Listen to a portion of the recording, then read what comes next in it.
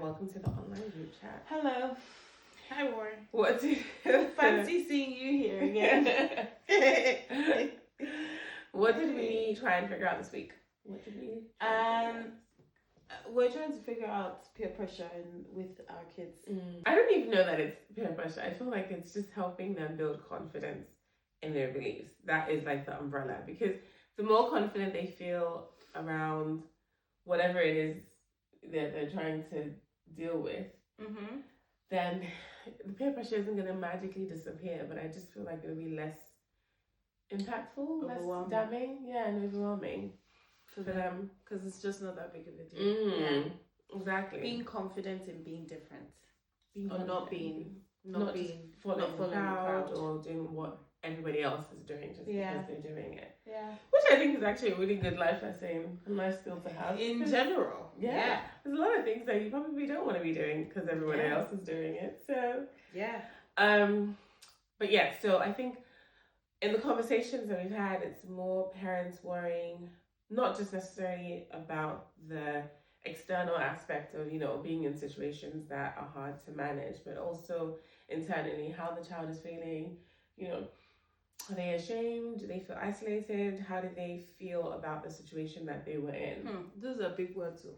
I don't think these kids know what ashamed is. Yeah. It will shock you. Honestly, they might do. Or maybe they might not be able to say those words. But they know how they were feeling. But they know how they were feeling. Maybe it will come out as, I felt sad. Yeah, exactly. Or just, yeah, exactly.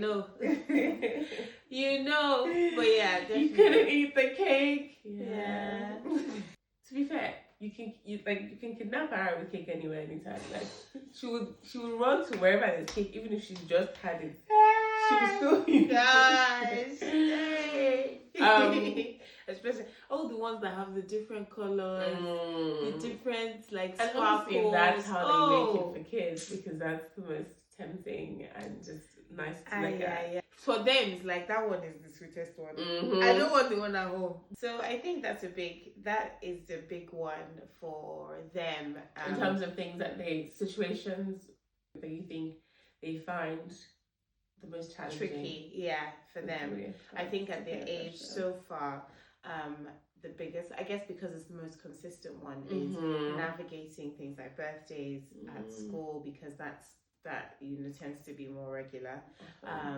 So you do have holidays as well, but I guess holidays in this country, there's a holiday between Halloween and I don't know, Easter. There's 5 holidays, and they celebrate every one of them. What concerns a 3-year-old with Valentine's Day? I guess for us, one of the key things that we did was before they started school, having conversations with their teachers beforehand, just to let them know that we're witnesses, and the things that we wouldn't want them to participate in, different alternatives for them.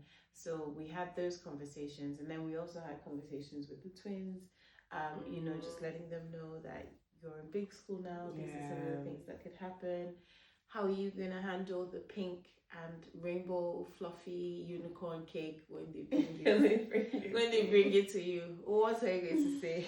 And we used it as an avenue. It was a topic during family worship, actually, that we used, just acting out that particular scenario for them. Do you feel that children today feel more pressure to actually fit in than when we were growing up? I feel like to fit in, I feel like the pressure comes in different forms. Now compared to everywhere. Compared to when we were growing up, I feel like our own pressure, you could see it. It was your classmates, the person sitting next to you, right there, your social circle, which is typically just people that you see. Yes, it was very intimate. It was there.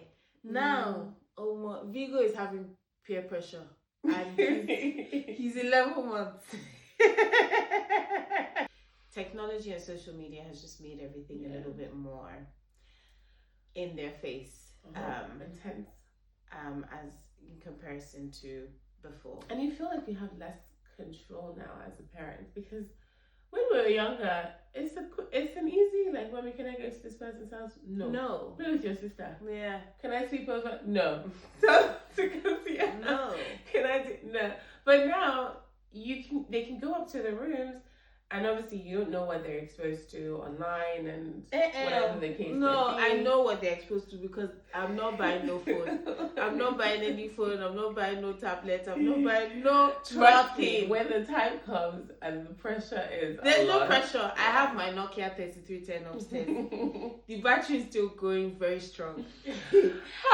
How do you think Money and Mary are gonna feel when you give them a Nokia 3310 when all their friends are? Who told you they'll have a choice? 60? Yeah, iPhone 60. I'll say if you cannot afford to buy it, then you take the one that you take the one that you're giving. Interesting. I'd like to see how that plays out. Watch now. Let's watch and see. But I do think that what's important when you're like trying to build confidence in kids, at least part of what we talked about is you're not just taking away and saying no, you can't do this, but helping them to understand why. And just trying to explain, the reason behind it. And also reinforce the positive things that they do enjoy as well. Because, we may not necessarily do that, but look at all the other things that we get involved in. Yeah. These kids have the most... Yeah. Their social calendar is packed. Honestly.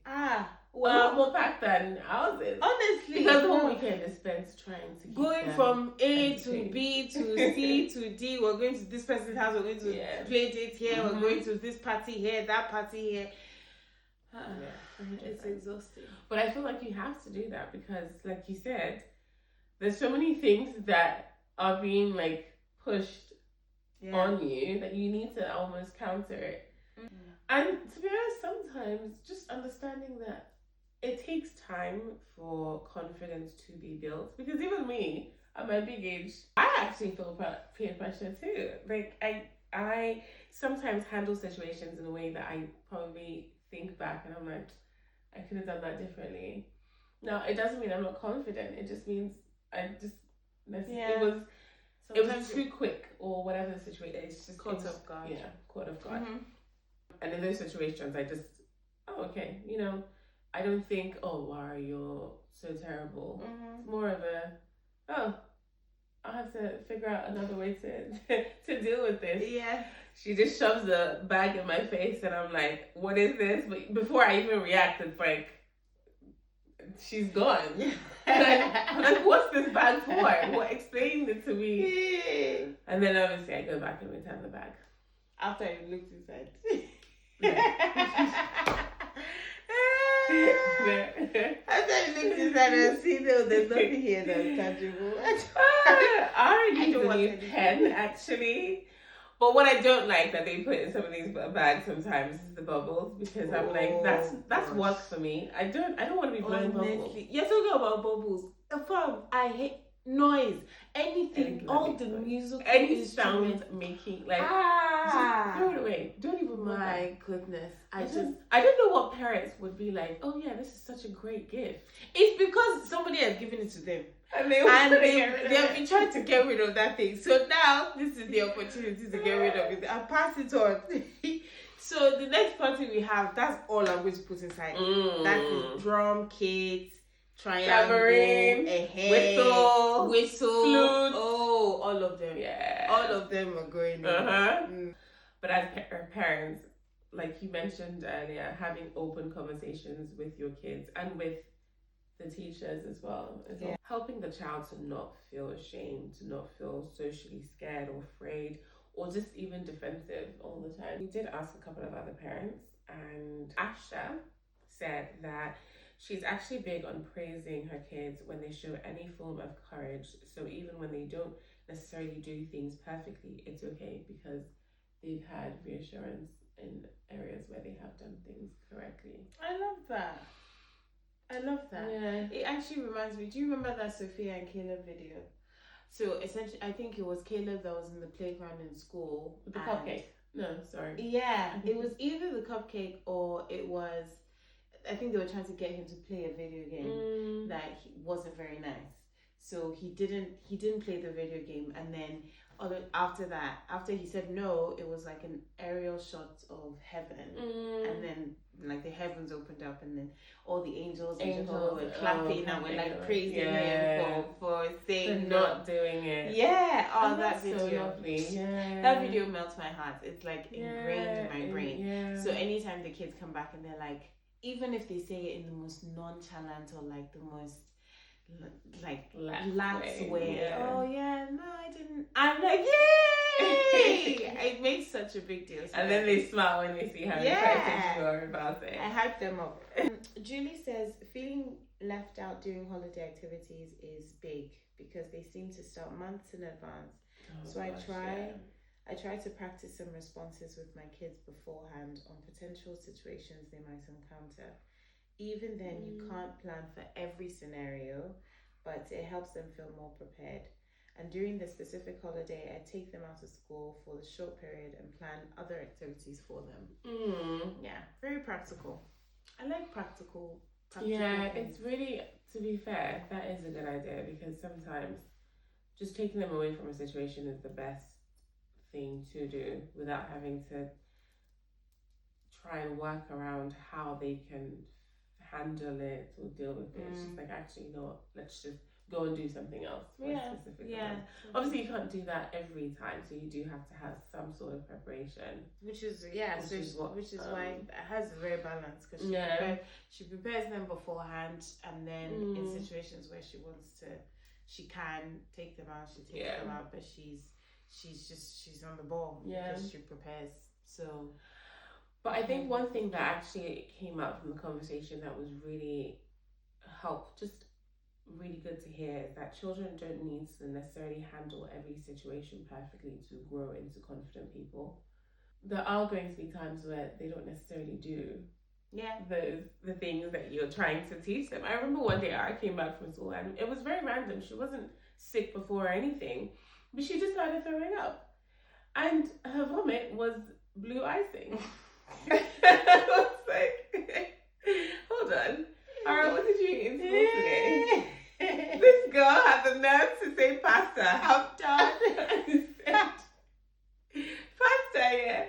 I was just too focused on actually dealing with her vomiting to actually do anything else. That's blue. Oh my. But I did go and ask the school late, like the following day, because she was throwing up. So I had a conversation with the school anyway, and she did say that she had some cake. But I just thought to myself, first of all, she said, "You're not going to catch me today. I had pasta." Never. Thank you very much. Moving on. But I didn't. To me, it was I found another time or situation that was more appropriate to address that. And to be honest, it happens very regularly anyway, in terms of them being in that situation. Because like you said, birthdays are very consistent. But it's not every situation that I think, okay, I need to address it. I think I have to just draw a fine line between, okay, this is a good time to talk about it, this is not a good time to talk about it. I'm just more focused on, am I teaching the right things? Am I being consistent as much as possible on how, and helping them to understand why we have the beliefs that we do. Yeah. And then keeping them as occupied as possible so that they don't feel like they're missing out on things. Because that's life. Honestly, I think there's so many things, like I said earlier, so many things in life that they will need to have boundaries on. And some people are not going to be okay with it. Yeah. But you as a person, and obviously we're trying to raise confident, mature kids and adults who are able to set boundaries and stick to it instead of wanting to follow the crowd all the time. And I think these little things around, explaining your beliefs are the foundational stepping stones to do that. But we are keen to hear, what sort of things have you or has helped you? What has helped you? What did help you growing up in terms of building confidence in your beliefs? Or even what you're doing with your kids to build their confidence. Yeah. Until the next chat, guys. Thank you. See you next time.